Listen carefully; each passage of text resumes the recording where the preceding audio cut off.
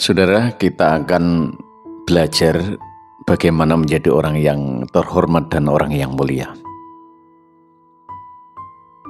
Kehidupan kita akan menjadi mulia, hidup kita akan menjadi terhormat, manakala kita mengetahui apa sumber dari kehormatan dan kemuliaan. Yang disampaikan oleh Rasulullah dalam sebuah hadis yang ada hubungannya dengan kehormatan dan kemuliaan, manakala kita tahu sumbernya.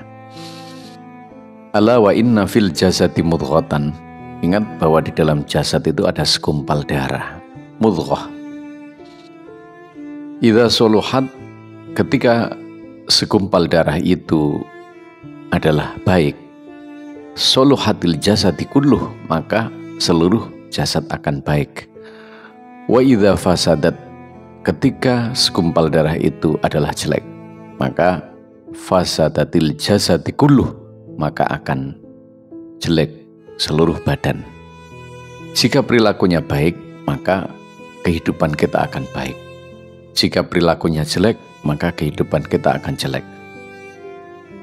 Perilaku baik itu berasal dari hati yang baik. Perilaku yang jelek berasal dari hati yang jelek. Nah, yang dimaksud dengan mudghah di situ adalah ala wahya al-qalb, adalah hati. Jadi sentral sumber dari kebaikan itu dari hati. Orang tidak akan bisa berbuat baik kalau dia tidak berpikir baik. Dia tidak punya orientasi kebaikan. Dia tidak berpikir akibatnya baik atau tidak. Kalau orang itu sudah berbuat jelek karena dia pikirannya jelek, karena dalam hatinya tidak ada kebaikan sama sekali yang dipikirkan tentang apa yang dilakukan. Maka sumber dari kebaikan itu adalah hati. Seperti halnya yang disampaikan oleh seorang ulama besar namanya Ibnu Athaillah As-Sakandari. Apa yang disampaikan? Idza tamakanatil anwaru fi qalbi, ketika dalam hati sudah dipenuhi dengan cahaya. Cahaya ini berupa apa? Berupa zikir kepada Allah, berupa membaca tasbih, berupa membaca Quran, berupa membaca kalimah-kalimah thayyibah, dan berupa kebaikan-kebaikan yang diucapkan dan dilesankan. Lalu kemudian sampai kepada hati, efeknya ke hati. Kita baca sholawat, hatinya akan bersinar. Kita membaca zikir, hatinya akan bersinar. Kita membaca kalimah-kalimah thayyibah yang baik, la ilaha illallah, akan menjadi baik hati. Kalau sudah hatinya baik dan bercahaya atau ada nur di dalamnya, maka muncullah asrar, rahasia-rahasia Allah yang nantinya akan menyebabkan dan akan memberikan efek kepada natokot, akan berbicara. Berbicara dalam apa? Natokot jawarih, semua anggota badan akan berbicara bil birri, dengan kebaikan. Jadi kalau hatinya ada nur, cahaya, dia tidak akan berbicara jelek, tidak akan misoh-misoh dia.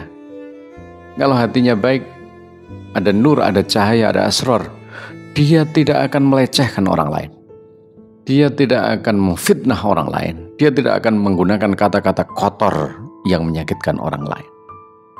Ya. Natokot jawarih bil birru, perilakunya baik, ucapannya baik, sikapnya baik, menyenangkan kepada orang.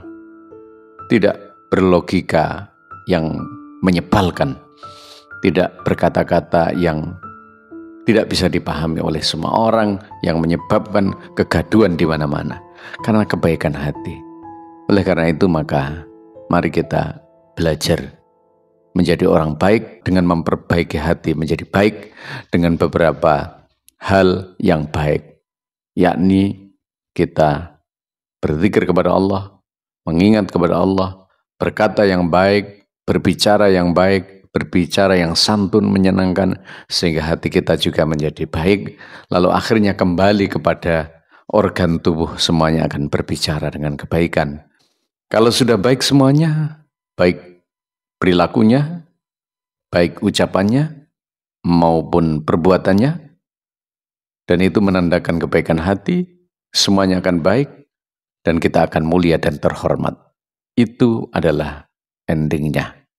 Dan insya Allah kita akan menjadi orang-orang yang selamat fid dini wad dunya wal akhirah. Wallahul muwaffiq ila aqwamit thoriq.